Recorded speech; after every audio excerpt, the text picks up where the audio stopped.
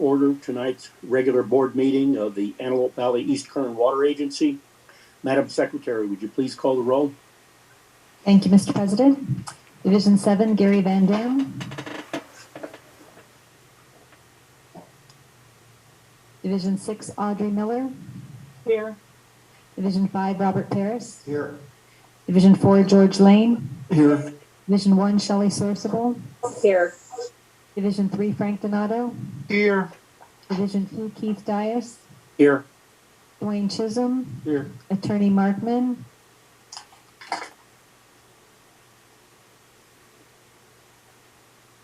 I'm here. I was muted at the start. Thank you. And Holly Hughes present. Thank you. Item 3, voluntary public roll call. If any member of the public wishes to introduce themselves, please feel free to do so now. Vincent Dino, Palmdale Water District. Hi, Vince. John Yucasted. John?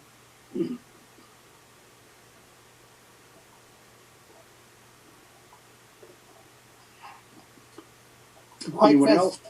White Fence Farms number 3, Jack Stevens. Thank you, Jack. Hi.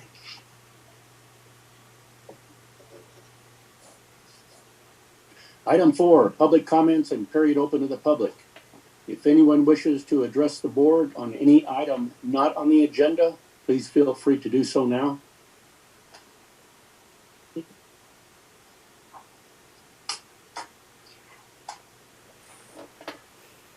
Hearing none, we'll go to item 5, adoption of agenda. Do I have a motion to adopt tonight's agenda? President, this is Rob. I move we adopt tonight's agenda. Thanks, I'll Rob. second the motion, Mr. President. Director Lane. Thanks, George. Roll call vote, please. Gary Van Dam. Yes. Audrey Miller. Yes. Robert Paris. Yes. George Lane. Yes. Shelley Sourceable. Yes. Frank Donato. Yes. Keith Dias. Yes, the measure passes. Thank you. Item 6, Personnel, Legal, and JPIA Committee Report.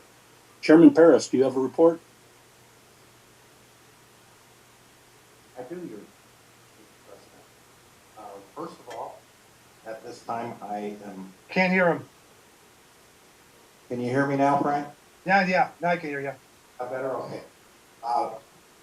Mr. President, on behalf of the Personnel Committee, and that's Shelley Sourceable and Audrey Miller, and the entire Board of Directors, I am honored to announce that Matt Knudsen has accepted the board's offer to become the General Manager of the Antelope Valley East Kern Water Agency beginning January 1st, 2023.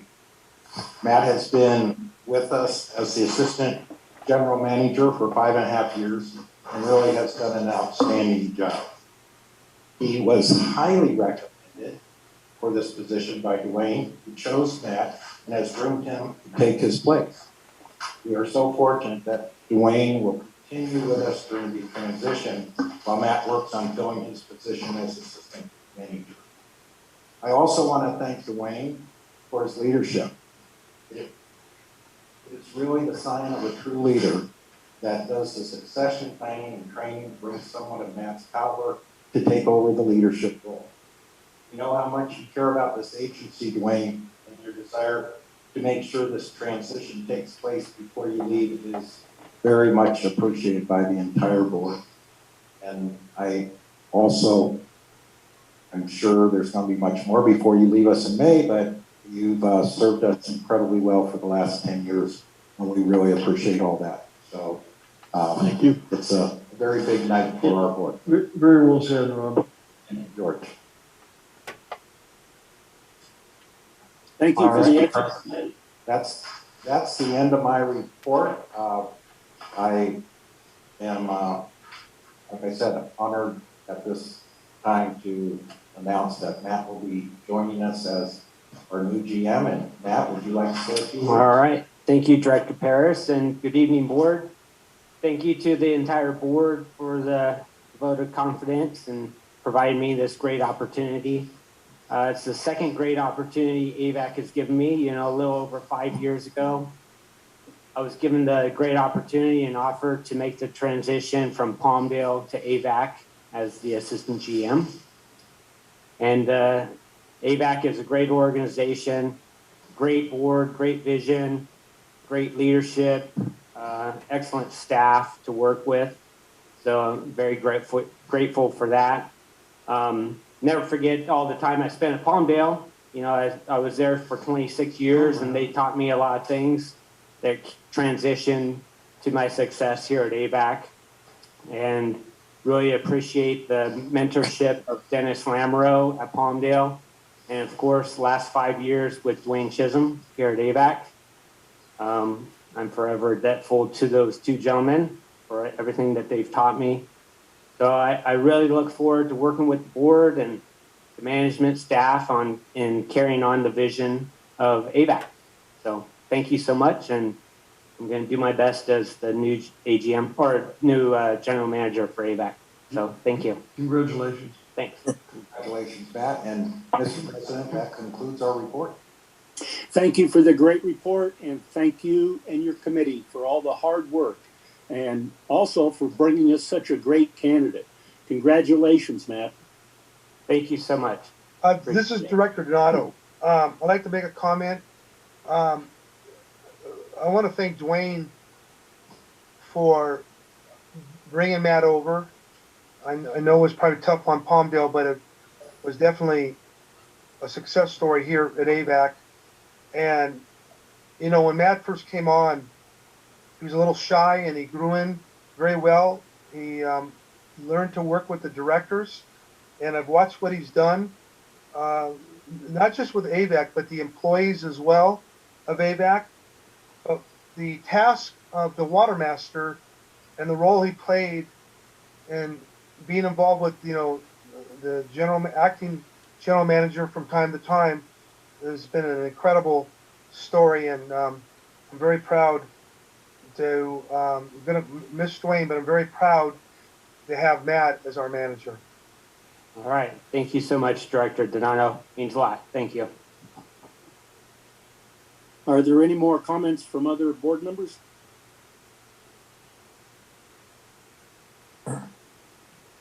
If not, we'll move along to item 7. Do I have a motion to approve the consent calendar? This Director Donato, I move that we accept the consent calendar. This is Director Miller. I'll second. Roll call vote, please.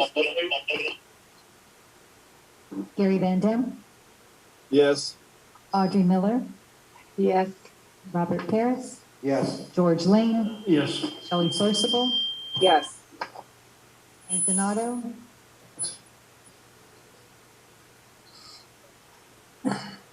Frank Donato, Dennis, yes. Keith Dice. Yes, the measure passes. Thank you all very much.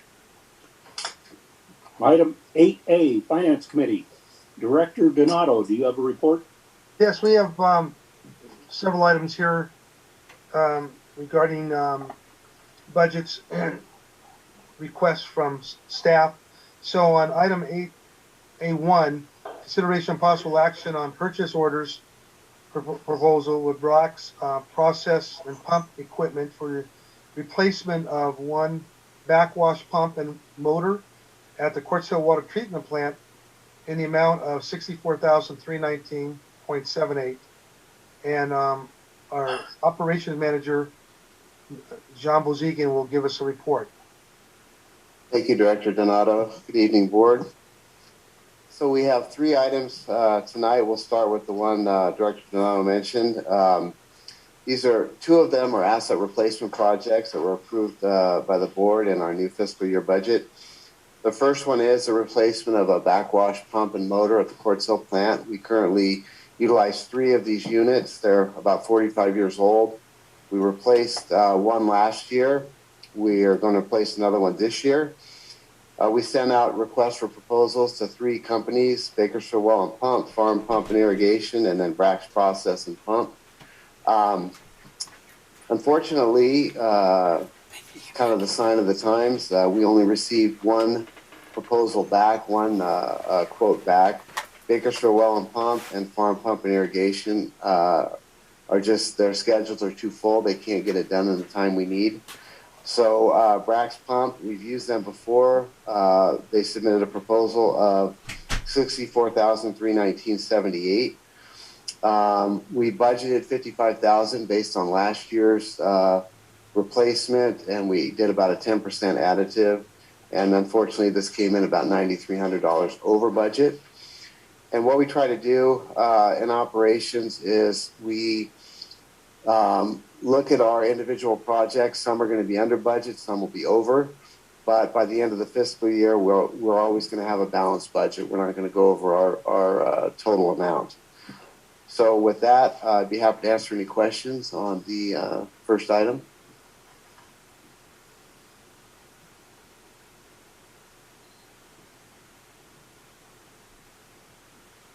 Any questions for John? If not, could we have a motion?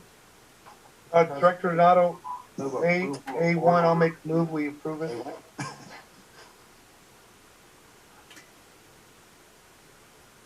I'll second Frank's motion. Thank you. Any more questions or discussion?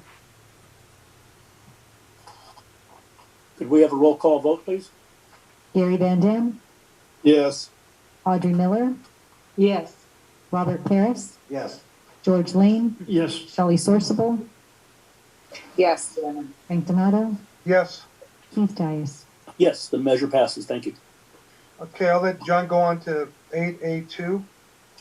Okay, so the next project is another capital project, board-approved capital project. A little background. You know, we formed the maintenance department a few years ago, and we've been committed to giving them the materials, the equipment, the tools they need to do their job, so we don't have to sub out a lot of this work anymore. This project was the purchase of a F550 or a 2.5 ton cabin chassis, and then to outfit it with a stake bed, which is a flatbed with sides, with a crane and a lift gate, so that they can haul equipment around. A lot of equipment is too big for the back of a pickup truck and too small for our big Freightliner truck and trailer. So we did get the truck. We ordered it a year ago. We finally got it in. We sent out requests for proposals to 3 large truck body fabricators: Douglas Truck Bodies, Selzy Truck Bodies, and Marathon Truck Bodies. We've used Douglas in the past for all of our truck bodies. They were the only one to submit a proposal. Selzy Truck Bodies has opened a branch in Bakersfield, and they're not equipped yet to do this type of work. And Marathon Truck Bodies said that this was too small of a job for them.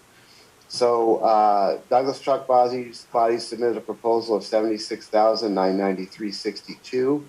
Lead time is about 3 to 4 months to build this. Like I said, we do have the truck, and now it's just a matter of outfitting it. We went over this with the committee. A couple questions were asked, particularly what capacity the crane is on this vehicle. It's going to be a 6,000 pound crane, and the lift gate will be a 3,000 pound capacity. So that should meet our needs, or meet our maintenance department's needs very well. The budget was $110,000. That was for the truck and the fabrication. So we're going to be about $27,000, almost $28,000 over budget for this project. But again, we will make sure we have a balanced budget by the end of the fiscal year. So we would recommend accepting the proposal of Douglas Truck Bodies in that amount. Be happy to answer any questions.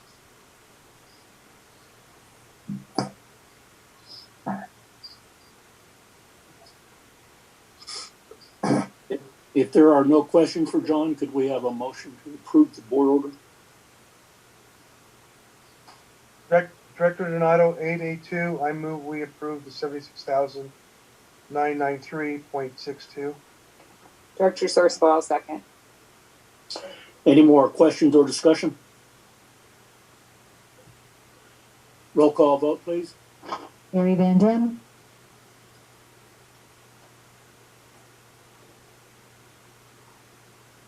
Gary Van Dam, Yes. Audrey Miller, Yes. Robert Paris, Yes. George Lane, Yes. Shelley Sourceable, Yes. Frank Donato, Yes. Keith Dias. Yes. Yes, the measure passes. Thank you very much. Okay, John. 8A3. All right, last item is unbudgeted and was unforeseen when we did our budget back in June. This is for a 6-month contract to provide nighttime security at our West Side Water Bank. If the board remembers, we've had a lot of theft and vandalism out on the west side of the valley. We hired a company to do nighttime security out there, an on-site security. And we've been going kind of month to month on this. And we thought, you know, until we can get our camera security system decided and budgeted and up and running, we better continue to have this nighttime security out there.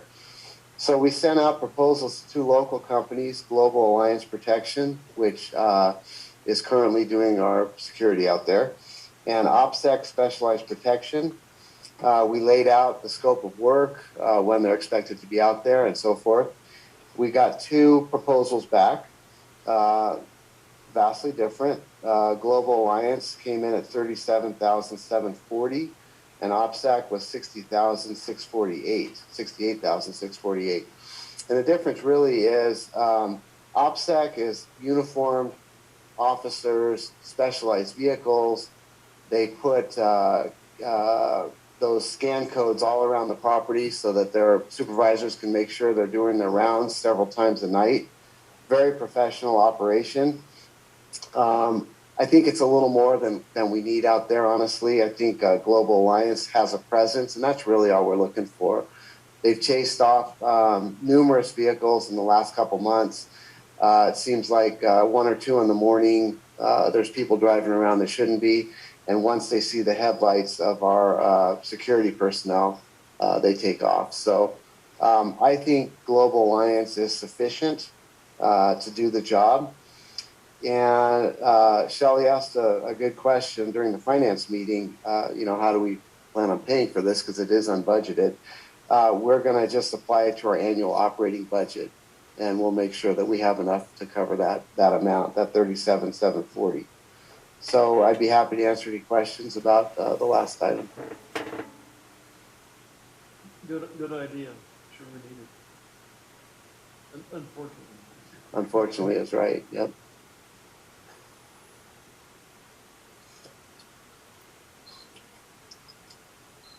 Do we have a motion to approve the board order? Director Lane also moved, Mr. President. Thank you. President, this is Rob. I'll second the motion. Thank you. Are there any more questions or discussion? If not, could we have a roll call vote, please? Gary Van Dam, Yes. Audrey Miller, Yes. Robert Paris, Yes. George Lane, Yes. Shelley Sourceable, Yes. Frank Donato, Yes. Keith Dias.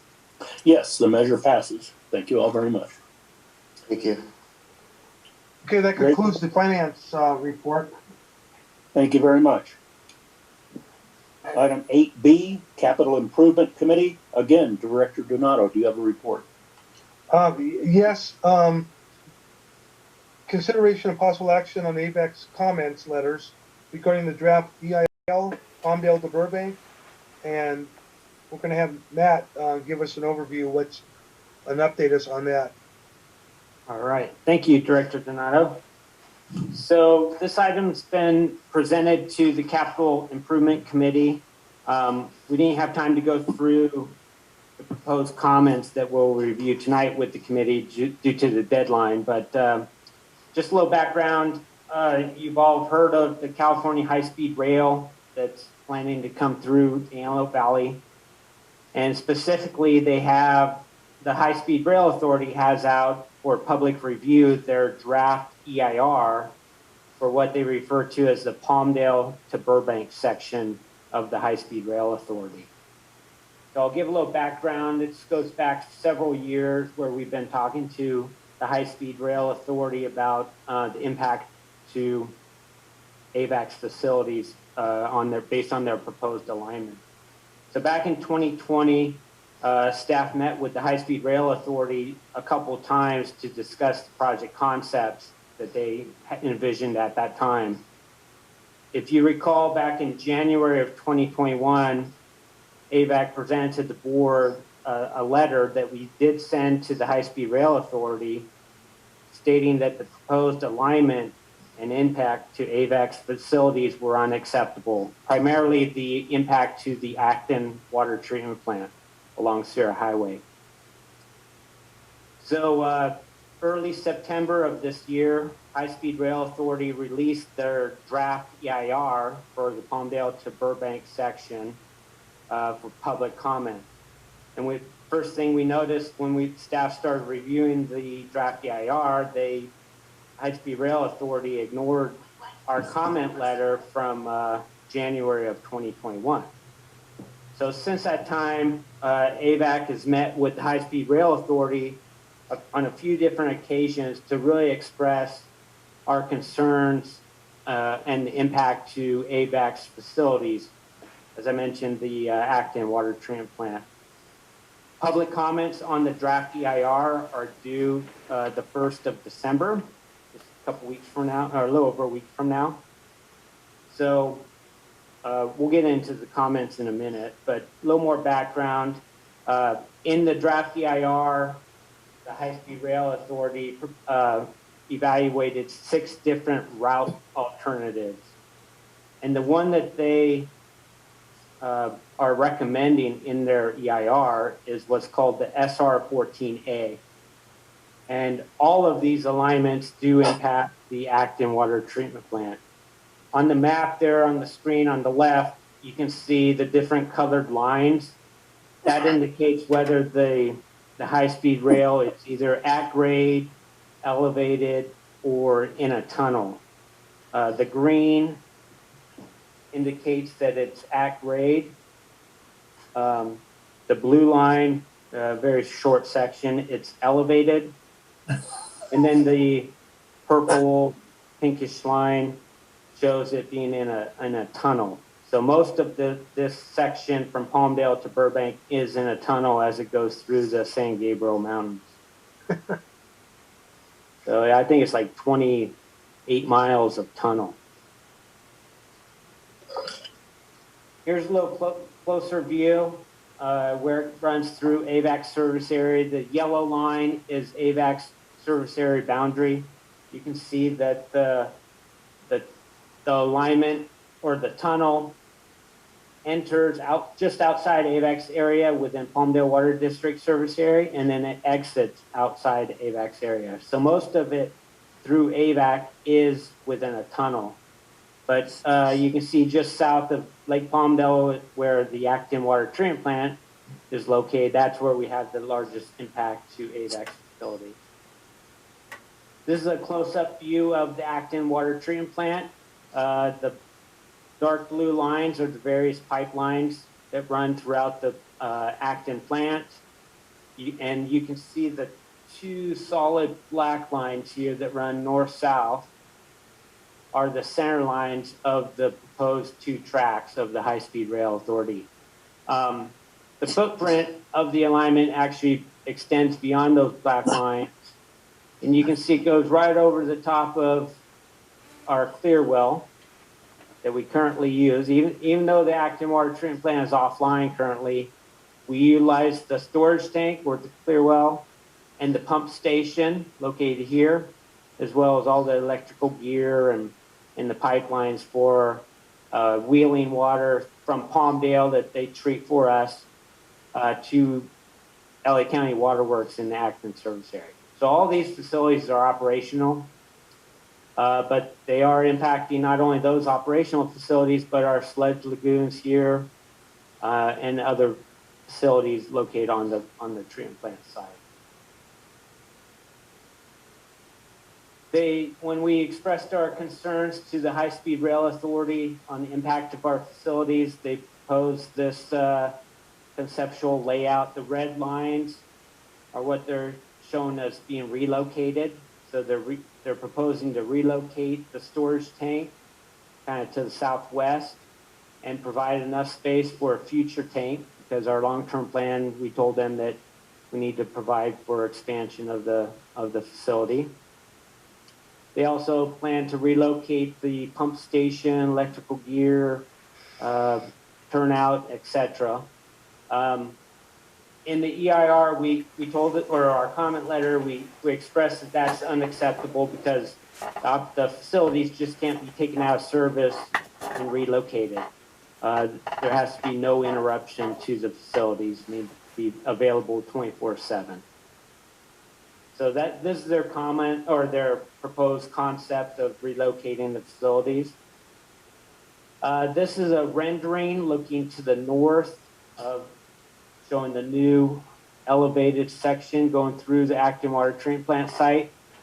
You can kind of make out where the storage tank is here on the site. This isn't real good at showing the pump station that's located here, electrical equipment, turnout that we have with, or interconnection with Palmdale Water District, etc. And then you can see the impact to the sludge lagoons as well. Even though this is elevated, you could imagine there's pedestals and footings that support this elevated section of the track that would be scattered throughout our site, where we have numerous pipelines, electrical lines, the storage tank, pump station, etc. So staff went through the EIR very closely, and in your board packet is a proposed letter that we plan to send back to the High-Speed Rail Authority. That's on page 65. And then there's 5 pages of comments. There's about 34 different comments that we have that reference various sections of the EIR. Highlight of our comments are kind of geared around construction water. They're just assuming that they're going to use AVAC water for the construction purposes. I mentioned the temporary shutdown of facilities and make statements about taking AVAC facilities out of service while replacement facilities are constructed. We're kind of highlighting that that's not acceptable. There's numerous errors regarding the background of the agency and our facilities. And we're really just focused on the impact to the Acton water treatment plant. So our next steps, if the board agrees, is to submit the letter on page 65 of your board packet with the matrix of comments. And in the meantime, continue to communicate with the High-Speed Rail Authority to make sure they address our comments in the final EIR that's scheduled to be out for release in about a year from now. So that's all we have in our presentation this evening. I wanted to thank Joe Roberts, our new senior engineer. He's the one that put together the matrix of comments, and he did a great job in putting that together and spent a lot of time ensuring that AVAC's facilities are protected, or at least addressed in our comments. So that's all I have, unless you have any questions. Matt, I have a question. Yes. Unless I missed it, I don't see any reference in the cover letter to the matrix of comments. Oh, okay. Good point. Yeah, we could add that, just to make sure that's highlighted. Okay. It's clear. Good comment, Keith. Thank you. No more questions for me.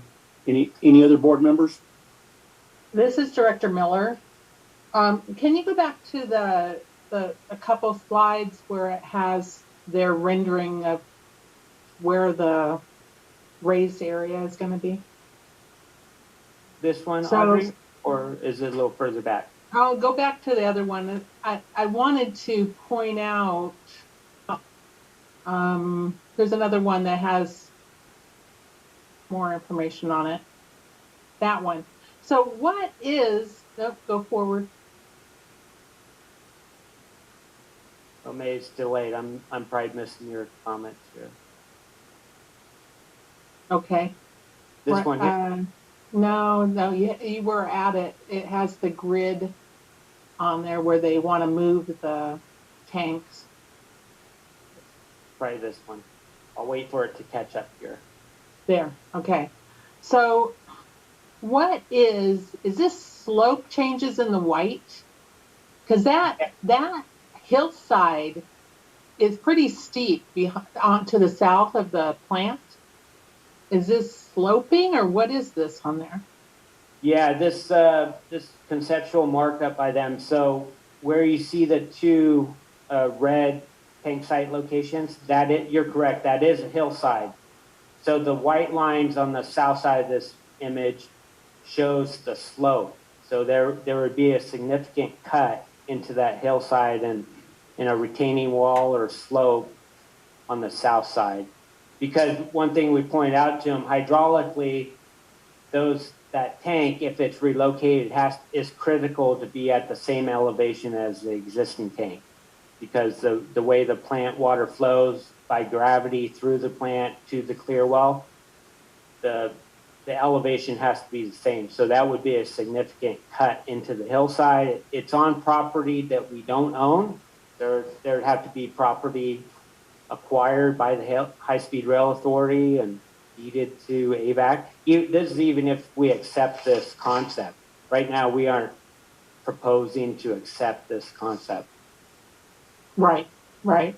The other thing is it appropriate to copy the letter and the concerns to our representatives in that area, Assembly and Senate? They're going to be the ones, are they going to be voting? Or is high-speed rail just going to come along and take over? Yeah, I'm not sure how that works. Yes, I can add a little bit of information. The High-Speed Rail Authority is an independent authority, just like AVEC or any other type of organization, and their task is to build a high-speed rail, and they have specific legislation that allows them to perform their duties. So they are acting independently of the state legislature or any other governmental entity for the most part. However, they do receive their funding from the state legislature, and as a consequence, I think providing a carbon copy of our comments to our local legislators would be a good idea, just to keep it on their radar when it comes time for various funding and other things that'll come about in the next 5, 10, 15 years as this project tries to move forward. But you can see that just our little site here has tremendous impact. I can imagine what the other sites all along the railway parcel are going to be, as they try and build this thing up through the San Joaquin Valley. Yeah, if the other directors are agreeable, I would love for the representatives to be copied. I know this is a very long-term project, and it may not even happen in my lifetime. However, we need to put in our 2 cents. So I'd like to see that if that's agreeable. I agree with it, Audrey. Thank you. This is Director Donato. I have a question. Were there space reserved for the future tank? Can you tell me how the residents are going to go through that live to the west? That road there, that dirt road, is that the road that takes them to several residents that you're not on the screen? Yeah, that's a good comment, Director Donato. And that's something we did point out to the High-Speed Rail Authority. I don't know if you can see my mouse there, but that dirt road that you're referring to is access for a couple homes to the west here. So part of this rendering is they're showing to relocate that access road to at the top of the slope here. I see. Yeah. But with that road, I mean, that area they're talking about, they're going to have to move tons of dirt Oh, yeah. To build that road. Yeah, it's major here. I mean, we tried to highlight the significance of our facilities. It's not just what you see on the surface. It's, you know, numerous buried pipelines and electrical conduits and pumps and motors and pump cans, etc. So this is a major undertaking, just this site, to relocate these facilities. The other thing to point out too is many of those peaks like that are you know, they have a base of bedrock that is moved up, and so it makes excavation sometimes very difficult to do. I don't know what the soils are like, but a lot of the reasons why sometimes they move around those is they try and avoid that in the past. So, like I say, it's a very expensive mitigation to have that line go through this portion of the Avek property. It just seems they can move it to the east. I mean, they can gerrymander the Sierra Highway a lot cheaper, move that over, you know, a couple 100 feet. It seemed like that would be the answer to this whole thing. I don't know. Whatever. Yeah, there's actually a photo that you have that is higher up, and it does show that must be Metrolink or something with the other railway. I don't know if we can get that photo up. Yeah, but you mean the one they don't use? Well, in this is how their concept. But look, there's Sierra Highway, and then they've got some the Metrolink cover. There's the Metrolink right there. Yeah. They'll keep on going. Keep on going north, keep on going. There's the train right there. Yeah, their concept of the train. Yeah. That's, I know why they can't go further east because the aqueduct extension, but I don't understand why they can't parallel Sierra Highway further out, and it would also clean up some of that area that parallels the railroad. Anyway, I think we agree. I don't believe we'll see it in our lifetime. That's okay. Well, we have to protect the future. Well,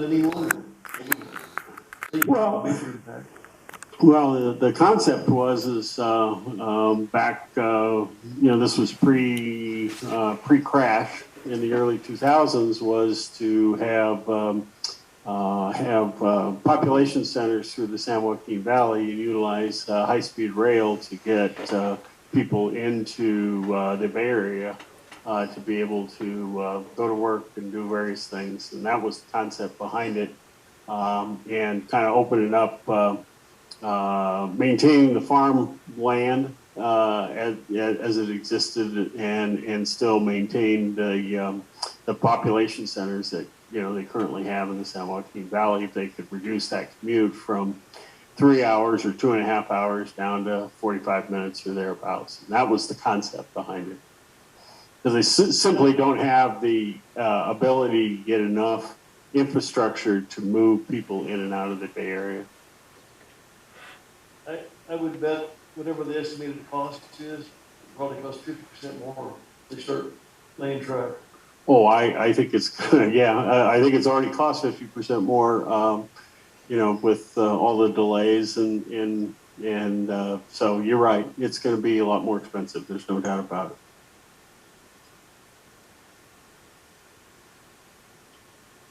It's a joke. The only people making money are the contractors. They're tied to the politicians that approve this.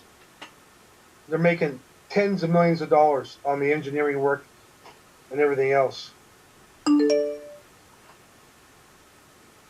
sure of that. Are there any more comments? Discussion? Yeah. Do we have a board order? Yes, but first, hey Matt, I want to withdraw the comment I made earlier, because I do see how our cover letter references the comment matrix. So please disregard that. Okay, thank you. And now we need a motion. Well, the question is, are we gonna incorporate, do we have to incorporate Audrey's comment regarding that the legislators get copy of what we're doing? I think we should.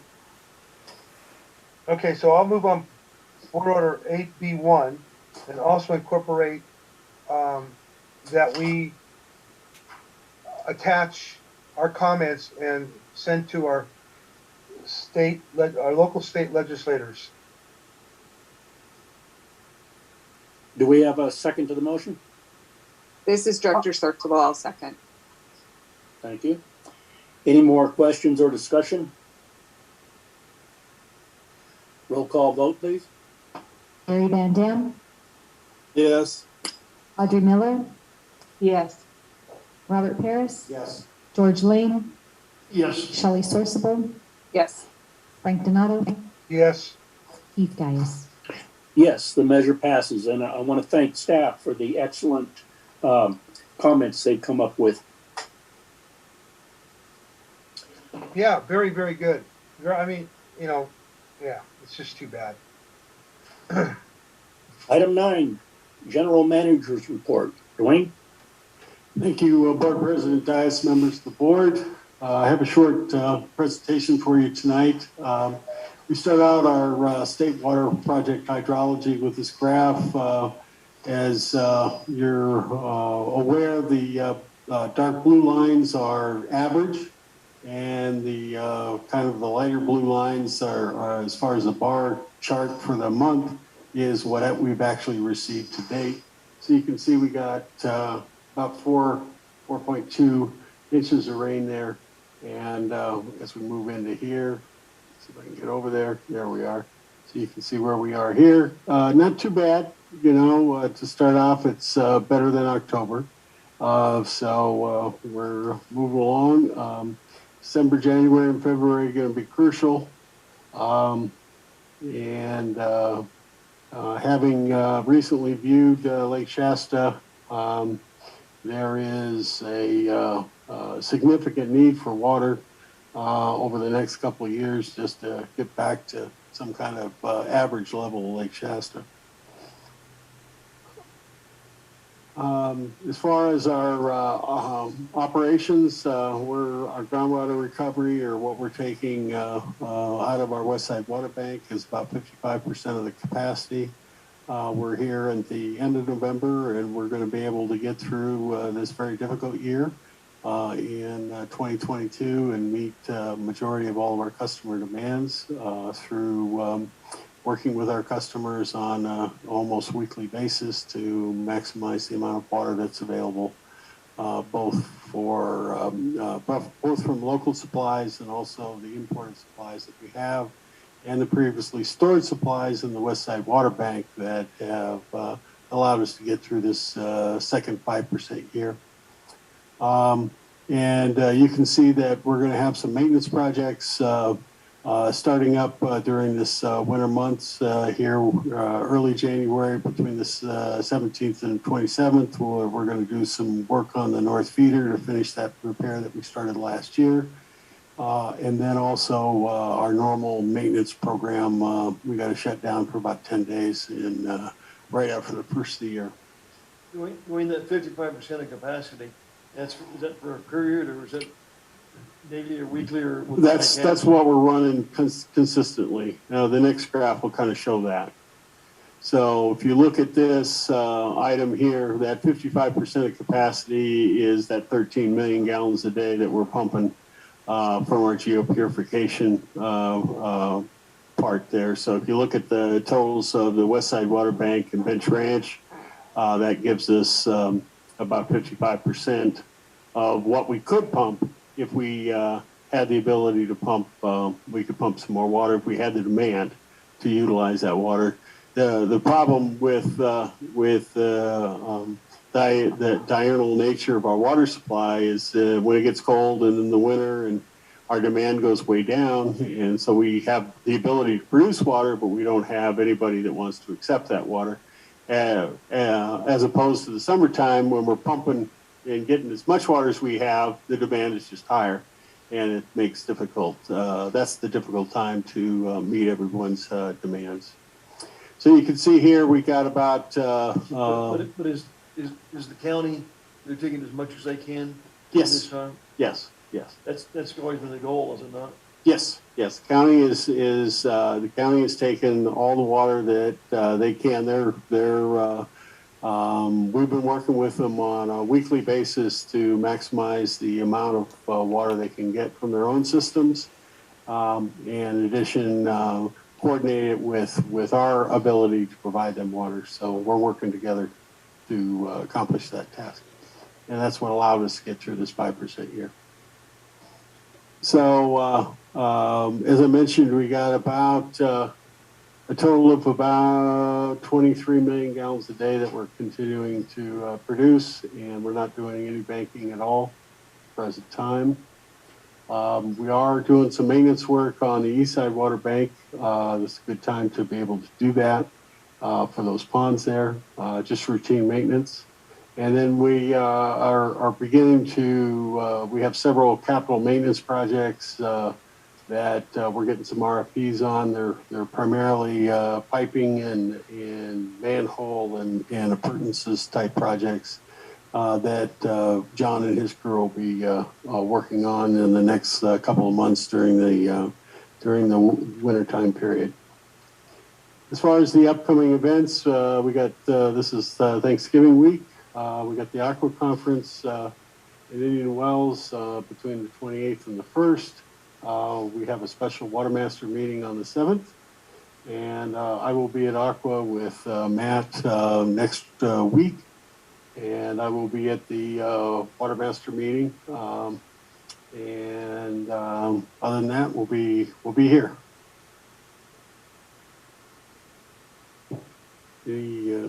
That concludes my report. Are there any questions for Dwayne? Thank you very much, Dwayne. Item 10, are there any directors' reports? Hearing none, we'll go to item 11. Jim, do we have an attorney's report tonight?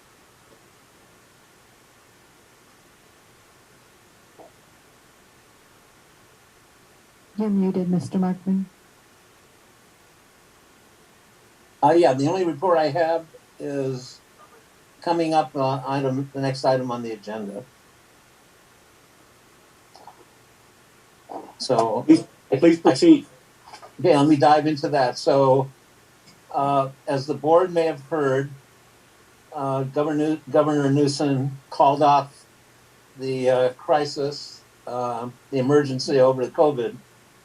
And so the rules by which we are now teleconferencing, which I'll get to in a minute, which were established by AB 361, are going to not be useful past February. You can still use that method of holding your teleconferencing for meetings, but as you start March, you're going to have to make one of two choices. One choice, we go back to the plain Brown Act rules that you operated on for so long. The other would be they've offered you another choice in some new legislation, AB 247. So what I'm going to do is going to tell you essentially what the rules are, what it's going to be like on all three of those systems, so you can compare the two that will be left and see which one you want to proceed with. So you have in front of you a slide that talks about virtual attendance rules established by the Brown Act originally before COVID, prior to any dramatic changes. And so basically, if a board member was going to be remote, that is, be somewhere other than where the regular meeting is physically supposed to occur, which is a regular meeting, which is your boardroom, certain things had to be done, and they're listed there in item 1. You had to identify on the agenda for the board meeting where that particular board member or members would be, and by identification, you'd have to post that notice for the public's benefit, and you'd also have to post that notice on the door that leads into the room that you're actually going to be occupying during the meeting. And the identification, sometimes if you're on the road traveling for business or holiday and you want to attend the meeting, you actually have to designate what room you're going to be on. Theory that somebody who wanted to attend the meeting could find you and attend the meeting with you, basically. So the next part of it is if the public showed up where you were, you would have to allow them to come in and watch you participate in the meeting and even participate themselves during the appropriate times during the meeting. And so you had to do all of that for every board member that wasn't going to be in the meeting. And then the strange rule, a quorum of the board had to participate at locations within the AVEC jurisdiction, which doesn't mean at the boardroom. So even under the original Brown Act rules, which are, this part is senseless to me, nobody has to be at the meeting physically, but 3 people would have to be within the jurisdiction of AVEC somewhere, not together, but somewhere. So those are the rules that applied until COVID came along. I can see the next slide. That would be 4 people, would it not? Yeah, isn't it 4? But I'm only talking about the board. Yeah, I'm only talking about what the board has to do, not staff or anybody else. These are board requirements, yes. Yeah, but that would be 4 board members. The quorum of the board, yes, that's right. The quorum of the board would have to meet somewhere, but not together necessarily, but somewhere within AVEC's jurisdiction, and the other 3 could be further away. I've never seen anything like that happen to a city council or a water board or anybody else, but that's what the rule says. And that's still it. So let's go now visit 361. That's the next slide. This is AB 361, which was the most relaxed rules that have ever existed for teleconferencing or not physically attending board meetings. This again is only now available through April 2023 due to the governor declaring the emergency to be over. So there's no requirement for a quorum to be present at any one location or even within the jurisdiction of AVEC. So the way we're doing it now is really, truly virtual or teleconferencing for all board members. There's no requirement. Jim, you said AB 361. Is that the one? That's the one. I thought that was, okay, so that's what we're operating on now. But That's you said right. it was over in February. Now you said April. No, it's I said you can start it. It's going to be over as of March. In other words, it's good through February. Right. Okay. Well, you just said April, so you meant No, it's good through February. it's March. So effective in March. That's Okay. right. Although the third option you can do January 1, which is a little confusing, but as for about 2 months, you're going to have 3 options. But let's not get too confused yet. This one is easy. As you all know, there's no requirement for a quorum of you to be present at any one location or even within AVEC's jurisdiction. No requirement of posting the locations where you are on an agenda or at your places where you post notices for meetings. You're not required to give access to the public where you are now attending by teleconference. The only thing that is required is the public has to be given an opportunity to so participate also. So if you're teleconferencing, you have to have a way for a member of the public to join in the meeting, make public comments, speak at hearings by the same methodology. So you have to offer that to the public, which you have. So this is basically a completely virtual meeting that we're allowed to have now. That's been going on during COVID. So now let's go to the next slide and see what the legislature has in store if you want to go to the new method, which is available as of January 1, 2023. So let's keep 2 dates in mind. As of January 1, 2023, if you direct, we can have the board choose this alternative, and you can start doing it, or you can choose to do it as soon as you can't do the easy one, which means as of March 1, you could choose this.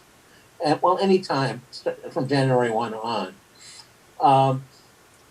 So as of March 23, as I said, this is the only remaining alternative to the basic Brown Act requirements. It does not require locations for somebody being remote to be posted on agendas or at the meeting locations, and you do not have to let the public access you at those locations and participate from those locations. But the agenda and the meeting notices have to identify the way in which the public may participate. It also, a new twist, if the public access is somehow technically interrupted during the meeting has to be recessed until that public access, remote access is restored. So if something goes technologically wrong, you just have to recess until it's fixed, then you can go back on. Under this scenario, though, a quorum of the board must participate in the boardroom.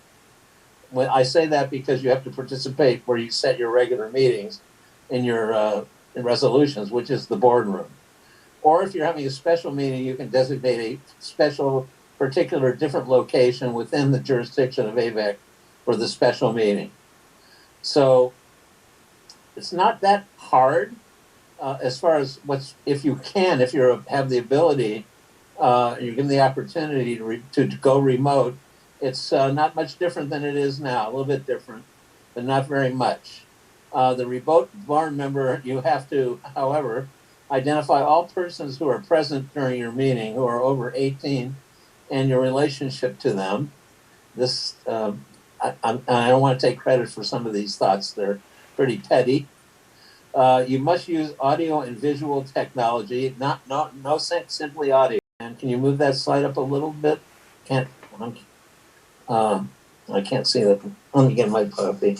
I'm blocked out on the bottom of it.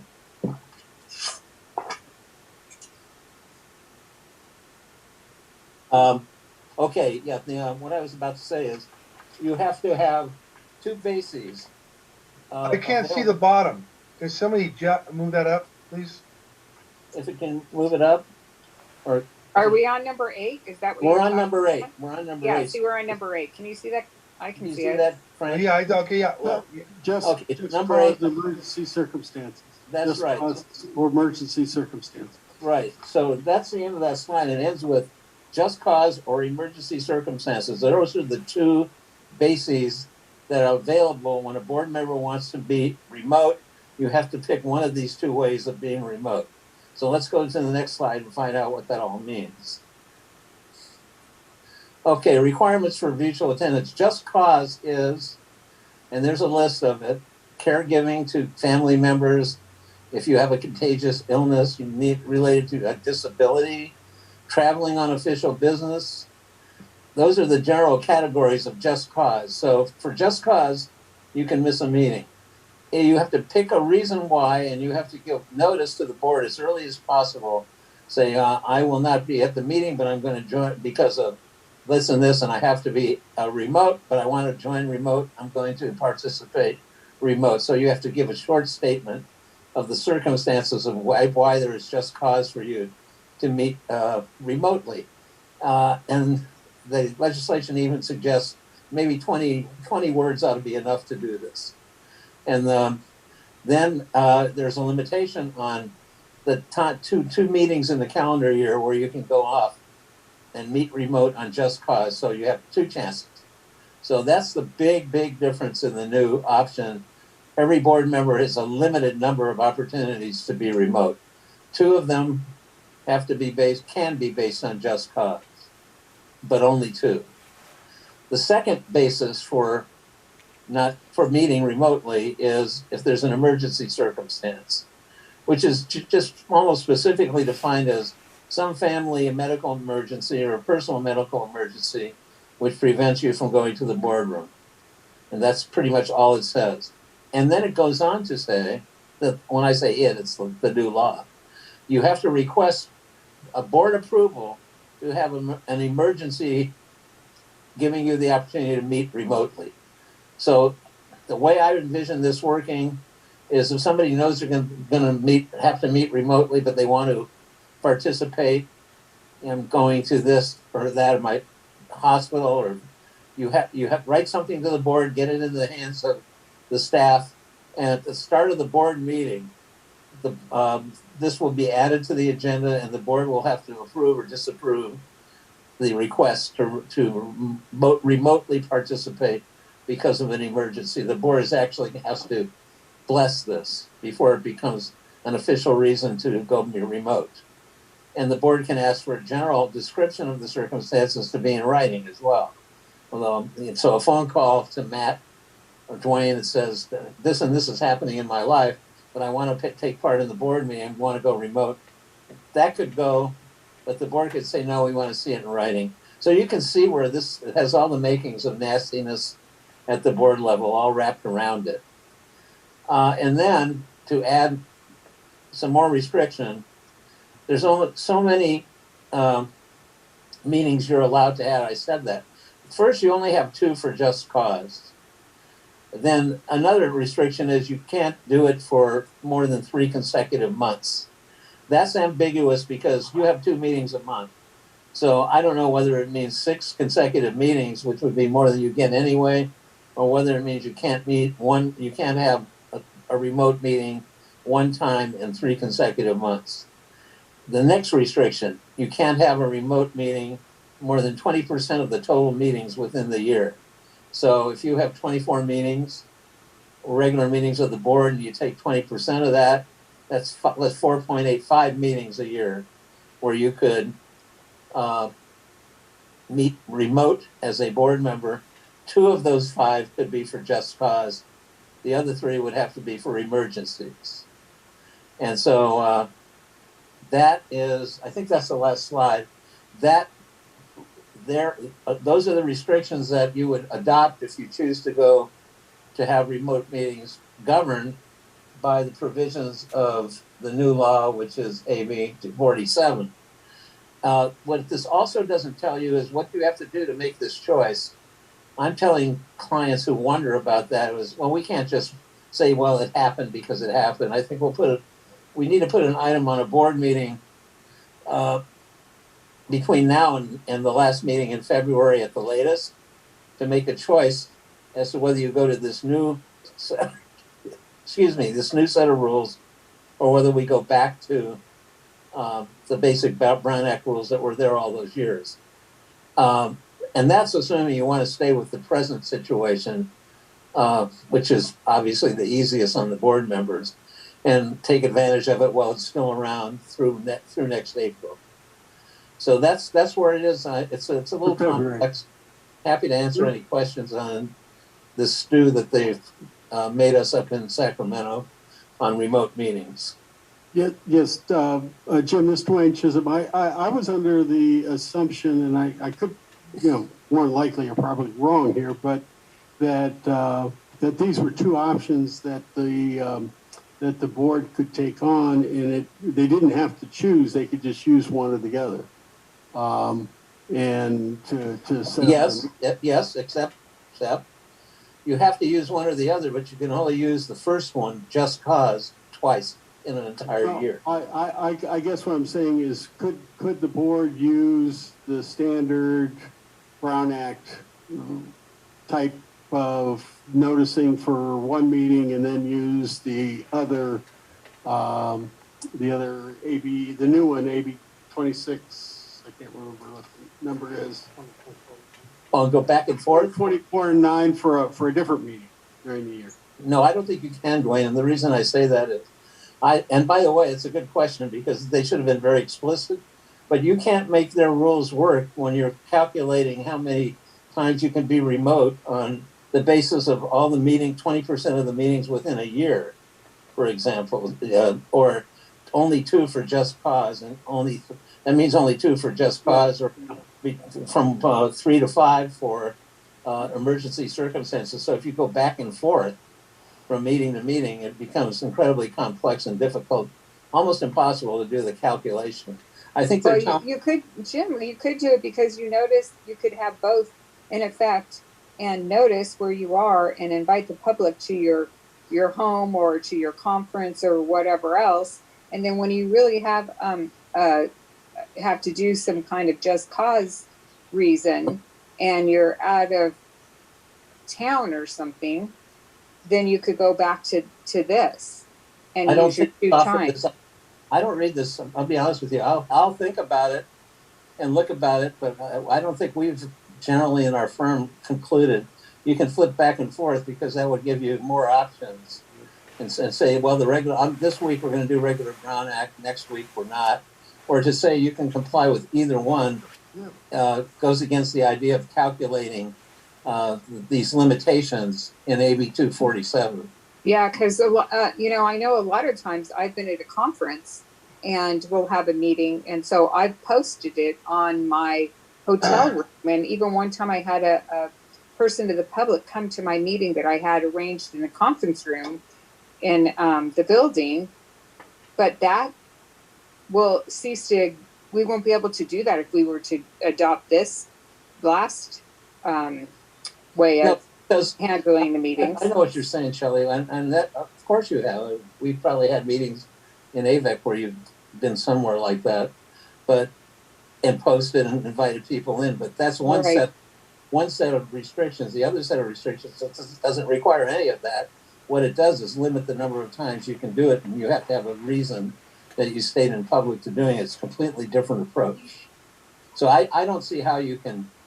I don't think that it's open to you in a given year even to jump back and forth. But it's a good question, and I will bring back more on that at the next meeting. Yeah, because what would happen is the board member may not be able to participate in a meeting because they've already maxed out their 2 for just cause or 5 total meetings within a year for whatever circumstances, conferences or illness or, you know, whatever. That's what it's trying to make you do. It's trying to make you be there in public as many times as it can. Yeah, but that's fine. But then if somebody is unable to attend because they've already maxed out, that's very counterproductive to what we need done at AVAC. I mean, and probably other organizations as well. We want as many board members participating in our meetings at all times. So I understand. So if that's what's most important to AVAC, why wouldn't you just go back to the Brown Act and forget this new stuff about just cause and limitation in the number of meetings you can go remote? You can go remote every meeting so long as 3 of you are somewhere within the jurisdiction of AVAC under the Brown Act. That's the way it was originally. Go right back to that. There's no. It honestly sounds less restrictive. I think it is. I really do. You know. I have a question. This is Director Donato. Can you go back to the prior slide, please? Now, this is what you just said, Jim, what you're telling us, but here it says you do not require public access remote. It says as of March 23rd, the only alternative to a basic Brown Act requirement says does not require remote locations to be posted on agendas or remote meetings. That's right. But that's the one that's restricted to 5 times a year, and you have to give. Okay, that's what. Okay, that was so. That's this is a different. This is a program within a program. Okay, this was not an option. Okay. Second question, we have I don't know. I have 12 to 14 meetings, committee meetings, depending on what the day it is. This only applies to the board of directors meeting, or is this involved every meeting? No, listen. Here's the rest of what makes it really crazy. It would also apply to standing committees, as you know. So if you have a standing committee, it's subject to the Brown Act. So the way I read this, you get the same number of those meetings that you can go remote on, but you have to give the same reasons. So you'd have the staff calculating which board members have used 1, 2, or 3 opportunities to be remote for a committee meeting too. Well, Jim, I'm on probably, I don't know right now, but Holly's have to count them up. I'm on probably 6 to 8 standing committee meetings, and so are some of the board members, almost all the board members. That you're talking 10 standing meetings that we'd have to drive up to the agency on every one. No, except for we don't. Most of those are considered to be ad hoc committee meetings. Okay, well, I need to talk to Holly about that, because that's going to be a problem for most of us. Well, when no one's ever said you have to do that. Board meetings, I understand. Board meetings, I have no issue with. The other issue, it's just the issues with the other meetings, because, we do those, a lot of times we do them at lunchtime, or we'll do them first thing in the morning at 8:30 in the morning and get them out of the way. But we need to find out because finance committee is a standing meeting.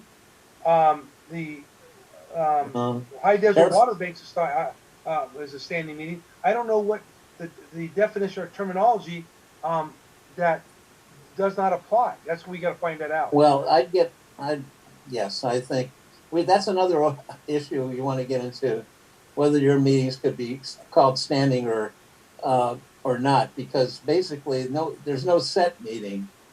Well, for example, finance committee doesn't meet once a month on such and such. Those are all called as special meetings, and I think Holly treats them as ad hoc committees, not standing. No, she doesn't. No, she treats them as standing committees. No, Holly, are you there? Yes, Holly? yes, High Desert, Finance, State Water Project, those are all standing committees. Yeah. Okay, well, they get the same treatment here that you have here. And I think this alternative makes that very much more difficult. Yeah. Okay. So I can talk to Holly. I can talk to Holly about the Brown Act and how to deal with the standing committees, which I don't think is that big a burden. It's a question of what you put on the post the room and put on an agenda the location of a committee member when it's going to be remote, and you're done, and you've done all you have to do. And that's still the case, even under the board meetings. But I think the new alternative is more burdensome to the staff and the board than the Brown Act. But you have to decide that for yourselves. And more expensive. So 5 times more expensive. Yeah, way more expensive. That's another thing. You got to pay 65 cents a mile for each mile they go. I mean, it's going to be thousands of dollars. No, I don't disagree.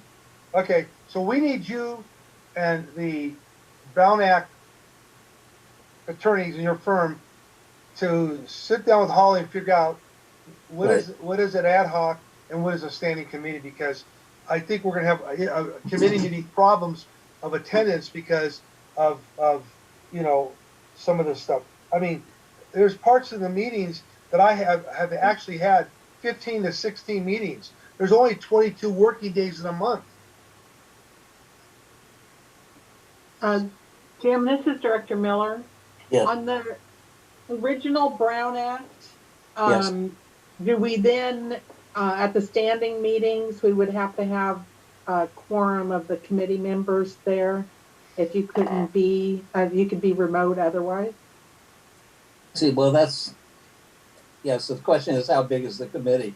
So the quorum would have to be somewhere, under the original Brown Act, the quorum just has to be somewhere within the boundaries of Avek. So if you were all at home, and you decided you're all going to stay home and have a standing committee meeting remote, the only thing you have to do is make sure the agenda is posted correctly. The Holly posts each address where each board member is going to be, and you slap that on the door of the room that leads into the meeting at your house. And then if people start showing up, you may get a different attitude about whether it's worth it. But but we're not in homes always, Jim. We're wherever you are. Business meetings outside the area. We have other things that we have to do. That's the problem that now we've adjusted to, and it's difficult. But again, the only thing the Brown Act really has you do is post, and if somebody shows up and says, I want to attend your meeting, you have to let them do it, which almost never happens. Yeah, and we don't get that many out. And you can do it at every meeting too. That's the real difference between the new alternative and the Brown Act and the way it's been the last few years. People can be remote all the time. And some people like that very much. Some don't, but I think a whole lot of people like to meet that way. So under the Brown Act, wherever you are, you can attend a meeting remotely, so long as you post your door and Holly puts that location. Oh, okay. It doesn't count. It doesn't count as 20%. No, there's no counting out. You can do every. Okay. We wouldn't be on that program then. We would be on the Brown Act if we were to do that, Frank. We couldn't do this new one. Yeah, you don't. Because you said you can't flip between the two. You can't jump back and forth because you can't calculate the restriction that's in that new act. Can't Holly apply. has a really sharp pencil. She can do a lot of things. Yes, I know. I'm trying to, keep this, valid. So for me, the Brown Act, going back to that, is by far the easiest thing to keep doing because no board member is restricted in their personal life as to how many remote meetings they attend. Or Yeah, so and Jim, I long as meant Holly has valid. I meant Holly can figure out how many we've had and haven't had, and be valid. Have it correct. Well, that's a lot for her to. She's going to have to keep track of all the committee meetings, all the board meetings, which two are this, which three are that. It's up to you guys. And you have to give essentially offer an excuse to get a hall pass from the rest of the board, which I think is a bitter pill. I think they're making that a bitter pill. They're trying to discourage the remote meeting. Rob, can I ask you a question? Sure. Yeah, I think it's already been asked, but is there anything in AB? I can't hear a word anybody's saying, whoever's talking. Is there anything in AB 2449, and I know the other members asked this, that specifically excludes working under both acts? The Brown Act and AB 2449. I'm not going to answer that conclusively, Rob, because I haven't looked for that. I have to go back and say if the legislation starts out as saying as an alternative to what's in section of the code, you can do the following, then I would say yes. If it's presented that way, it's an alternative. It's not mix and match. I'll go back and look at that. I don't want to give you an answer without looking for that specific question. Great, thank you.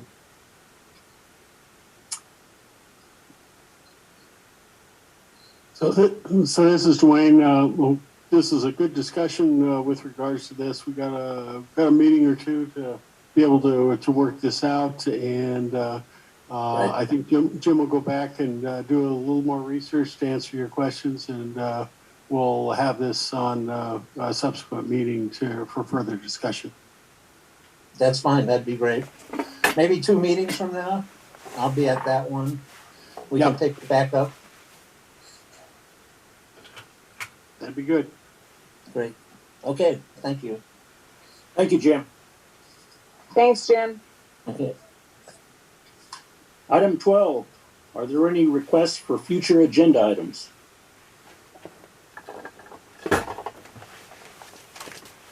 If not, we'll move along. There is no old business tonight, so we'll move to item 14, closed session. Dwayne, is there a reason to go in closed session tonight? Yes, item A and item B. B as in boy. Correct. Okay, do I have a motion to go into closed session for items 14A and B? This is Director Miller, also move. Thank you.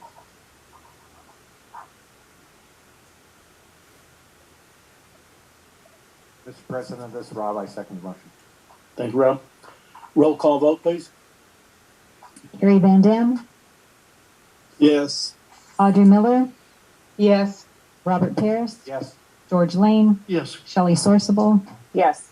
Frank Donato, Yes. Keith Dias. Yes, the measure passes. We'll be going into closed session as soon as Holly can make that happen. Thank you. Please stand by. Good.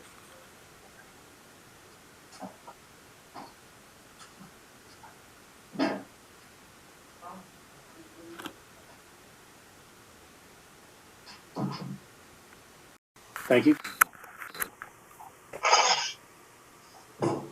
Mr. President, this is Rob. I second the motion.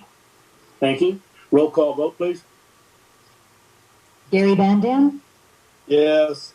Audrey Miller, Yes. Robert Paris, Yes. George Lane, Yes.